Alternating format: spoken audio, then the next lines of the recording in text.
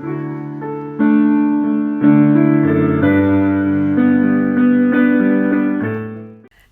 anak-anak semuanya, kembali kita berjumpa untuk mempelajari firman Tuhan hari ini. Kita akan mulai dengan berdoa. Bapa kami dalam surga, di dalam nama Tuhan Yesus Kristus, pada saat ini kami kembali mau belajar firman Tuhan.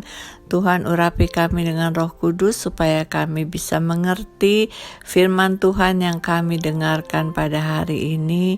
Di dalam nama Tuhan Yesus Kristus, amin. Hari ini kita akan belajar kisah tentang Tuhan Yesus dengan judul Tuhan Yesus bertemu orang muda yang kaya. Ayatnya diambil dari kitab Matius 19 ayat 16 sampai 26, kitab Markus 10 ayat 17 sampai 27, dan kitab Lukas 18 ayat 18 sampai 27. Anak-anak, pernahkah kalian suatu saat tidak mengetahui sesuatu dan kalian sangat ingin mengetahui tentang hal itu? Nah, apa yang kalian lakukan kalau kalian mengalami hal itu? Nah, kalian bisa bertanya ya kepada ayah, kepada ibu, atau kepada guru kalian di sekolah ya. Nah, kita nggak selalu bisa mengerti segala hal, betul nggak? Kita kan manusia terbatas, tetapi di saat kita ingin mengetahui sesuatu, kita bisa menanyakan kepada orang yang lebih tahu tentang hal itu ya. Nah, di dalam Alkitab itu ada seorang pemimpin yang kaya dan dia tuh masih muda. Pemimpin ini adalah pasti orang yang sudah banyak tahu ya. Kalau seorang pemimpin dari orang lain dia lebih tahu, dan pada zaman Tuhan Yesus biasanya seorang pemimpin itu adalah seorang yang sudah mempelajari kitab Taurat, kitab Mazmur, dan kitab para nabi-nabi. Kalau dia dalam Alkitab kita itu adalah perjanjian lama ya. Nah, kejadiannya seperti ini. Pada saat itu Tuhan Yesus dan murid-muridnya hendak melanjutkan perjalanan setelah Tuhan Yesus mengajar orang-orang banyak ya. Tiba-tiba ada seorang muda yang kaya datang kepada Tuhan Yesus, dan dia adalah seorang pemimpin. Dan mungkin karena dia seorang pemimpin, dia juga pernah mengajarkan tentang pengetahuannya kepada orang lain ya. Tetapi sekalipun dia sudah menjadi seorang pemimpin dan dia juga seorang yang kaya, rupanya dia punya satu pertanyaan di pikirannya dan dia sangat ingin mengetahui tentang satu hal ini ya. Dia sangat ingin tahu. Karena itu dia pergi kepada Tuhan Yesus, karena dia pasti pernah mendengar tentang Tuhan Yesus. Nah, orang itu datang berlutut di hadapan Tuhan Yesus dan dia bertanya seperti ini. Kalau kalian pegang Alkitab, kalian buka di dalam kitab Markus 10 ayat 17b. Nah, orang muda ini bertanya kepada Tuhan Yesus, "Guru yang baik, apa yang harus kuperbuat untuk memperoleh hidup yang kekal?" Apakah kamu pernah punya pertanyaan seperti ini? Kalau kalian sudah percaya kepada Tuhan Yesus, kalian pasti sudah tahu jawaban dari pertanyaan ini ya. Kamu sudah tahu bahwa kita bisa memperoleh hidup yang kekal di saat kita percaya kepada Tuhan Yesus yang sudah mati di atas kayu salib. Dia sudah dikuburkan, tetapi dia sudah bangkit pada hari yang ketiga. Itulah orang-orang yang menerima hidup yang kekal. Lalu Tuhan Yesus menjawab, "Mengapa engkau mengatakan aku baik?" kata Tuhan Yesus. "Tidak ada seorang pun yang baik selain dari Allah saja." Ya, betul anak-anak, tidak ada orang yang betul-betul baik kecuali hanya Allah. yang di dalam surga, hanya Dia yang baik. Kemudian Tuhan Yesus melanjutkan lagi berkata, engkau tentu mengetahui segala perintah Allah.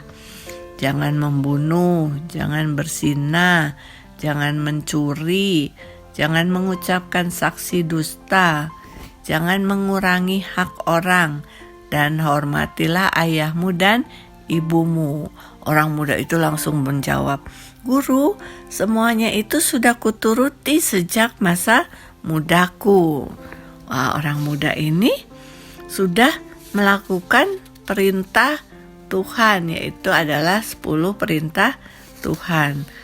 Waktu Tuhan Yesus mendengar anak muda ini menjawab seperti itu, Dia memandang anak muda ini dan Dia menaruh kasih kepada anak muda ini, ya. Kemudian Tuhan Yesus merasa kasihan karena anak muda ini sudah merasa melakukan hukum Allah sejak kecil, tetapi sesungguhnya anak muda ini belum sepenuhnya mengasihi Allah. Tuhan Yesus tahu keadaan anak muda ini, ya. Segala perbuatannya, segala isi hatinya Tuhan Yesus tahu, karena Tuhan Yesus Maha tahu sebab Dia Tuhan, ya. Karena itu Tuhan Yesus mengatakan, hanya satu lagi kekuranganmu. Nah, apa ya kekurangan orang muda ini, ya?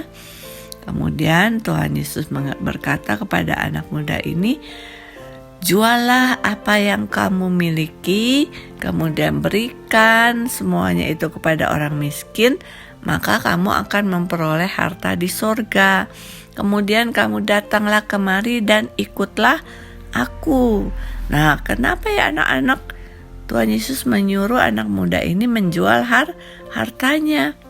Ya, karena Tuhan Yesus tahu kekurangan anak muda ini, yaitu bahwa anak muda ini lebih mengasihi hartanya daripada mengasihi Allah, ya.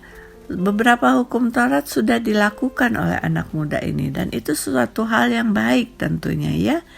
Tetapi hukum yang pertama dan terutama yaitu mengasihi Allah dengan segenap hati, dengan segenap jiwa, dengan segenap kekuatannya belum Dia lakukan dengan sepenuhnya.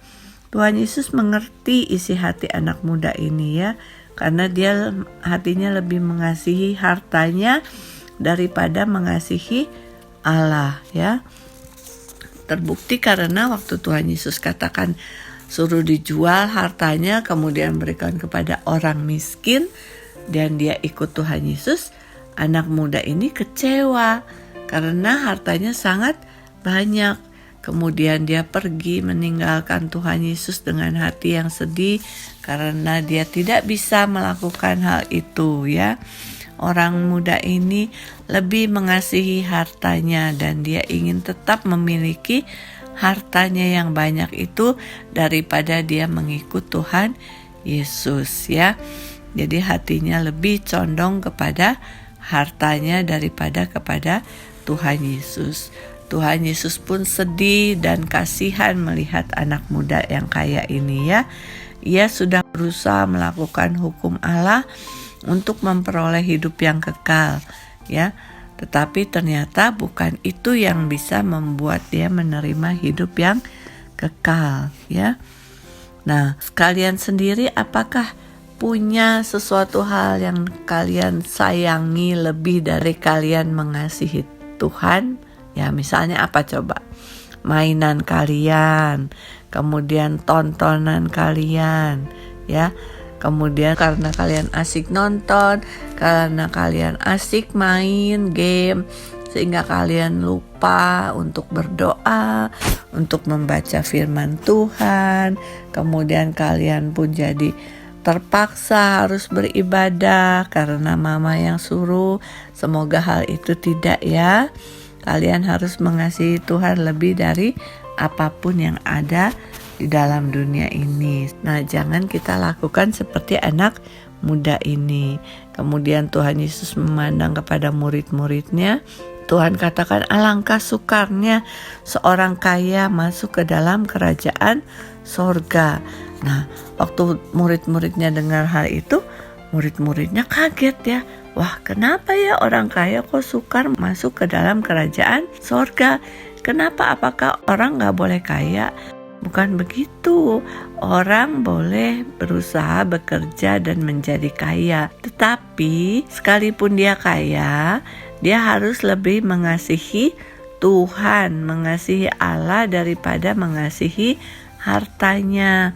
Hartanya bukan segala-galanya, sehingga kalaupun dia dengan hartanya bisa menolong orang lain, dia tidak pernah sayang dengan hartanya. Dia mau memberikan hartanya kepada orang lain untuk menolong orang yang membutuhkan. Ya, murid-muridnya tidak mengerti, masih merasa bingung. Kemudian Tuhan Yesus berkata lagi, lebih mudah seekor unta masuk ke dalam lubang jarum daripada seorang kaya masuk ke dalam sorga. Wah, bertambah kaget ya murid-muridnya. Bagaimana mungkin seekor unta masuk ke dalam lubang jarum?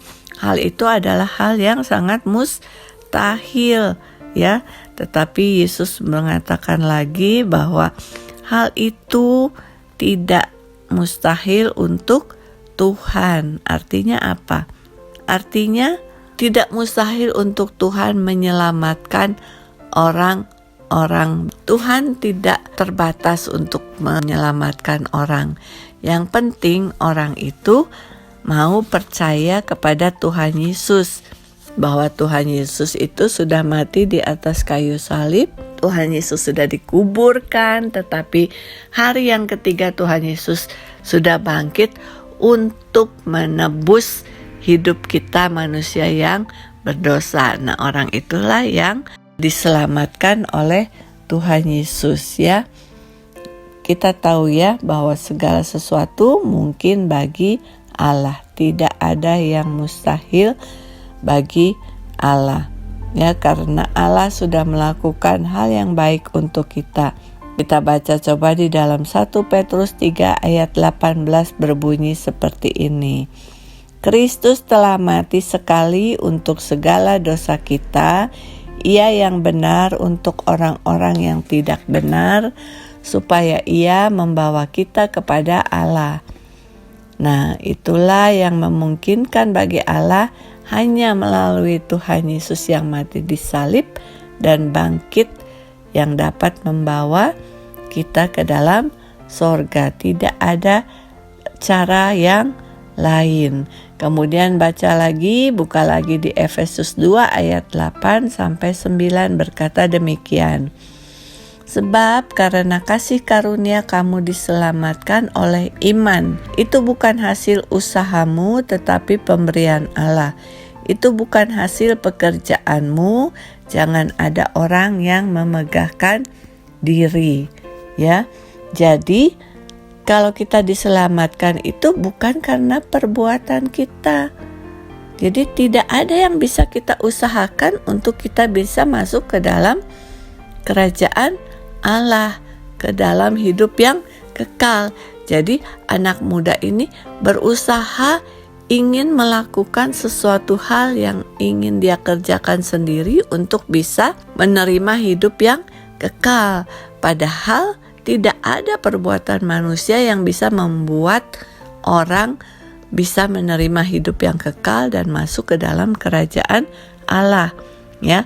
Tetapi hanya karena kita menerima kasih karunia Allah di dalam Tuhan Yesus dan kita beriman bahwa Tuhan Yesus mati untuk saya, Tuhan Yesus sudah bangkit untuk saya, dan saya sudah dibebaskan dari hukuman dosa yaitu maut, kematian yang kekal dan diberikan hidup yang kekal. Ya, jadi kita sudah tahu sekarang bahwa kita diselamatkan bukan karena usaha kita. Keselamatan itu adalah kasih karunia. Artinya apa? Artinya kita gak usah lakukan apa-apa. Kita gak usah kasih Tuhan apa-apa. Itu adalah hal yang gratis. Itu adalah hadiah dari Tuhan. Dan kita menerimanya karena kita percaya kepada Tuhan Yesus, ya. Nah, kamu yang sudah percaya kepada Tuhan Yesus, Kamu sudah tahu kamu bisa masuk ke dalam kerajaan sorga dengan percaya pada Tuhan Yesus. Dan kalau kamu ada yang belum pernah mengakui Tuhan Yesus sebagai juru selamatmu, hari ini kesempatan yang baik untuk kamu mengakui Tuhan Yesus sebagai juru selamatmu. Dan kamu bisa mengatakannya dengan berdoa kepada Tuhan Yesus. Tuhan Yesus, saya percaya Engkau sudah mati untuk saya dan saya sudah menerima hidup yang kekal di dalam nama Tuhan Yesus, ya. Nah, sekarang kita akan tutup dalam doa. Mari kita berdoa. Tuhan Yesus, kami bersyukur karena kami sudah diselamatkan melalui pengorbanan-Mu dan Engkau memberikan kepastian bagi kami untuk bisa masuk ke dalam sorga. Kami mau dalam hidup kami untuk terus melakukan firman Tuhan. Tolong kami diberi kemampuan untuk melakukannya. Terpujilah nama-Mu Tuhan. Kami berdoa di dalam nama Tuhan Yesus. Amin.